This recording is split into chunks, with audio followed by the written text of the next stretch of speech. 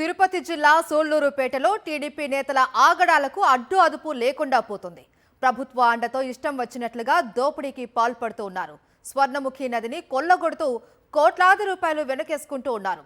కలవకూరు సమీపంలోని స్వర్ణముఖి నదిలో డిషిల్ట్ పాయింట్ పేరుతో టిప్పర్ల ద్వారా ఇసుకను అక్రమంగా తరలిస్తూ ఉన్నారు.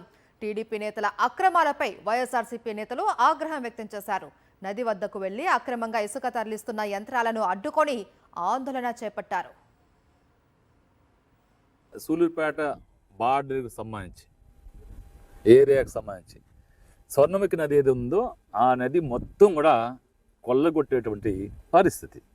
అది కూడా స్థానిక ఎమ్మెల్యే గారు ఈ స్థానికంగా మరి సూలూరుపేట నియోజకవర్గ ఇన్ఛార్జ్ గారు వారి కుటుంబ సభ్యుల ప్రమేయం ఉందని బాహటంగా అందరికీ తెలుసు.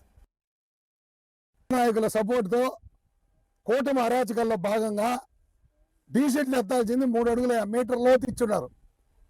20 అడుగులు 30 అడుగులు ఏట్లో ఇసుకెత్తేసి రైతుల నోట్లో ఈ చుట్టుపక్కల గ్రామాలు కలవకూరు, ముమ్మారెడ్డిగుంట, పుల్లూరు, చింతపూడి, రాగలపాడు, కొత్తూరు, కలవకూరు ఈ అన్ని పంచాయతీల్లో రైతాంగానికి తీవ్ర నష్టం చేస్తున్న ఈ కూటమికి రాబోయే రోజుల్లో ఈ ప్రాంత ప్రజలు తగువైన బుద్ధి చెప్తారని ఇంత అరాచకం.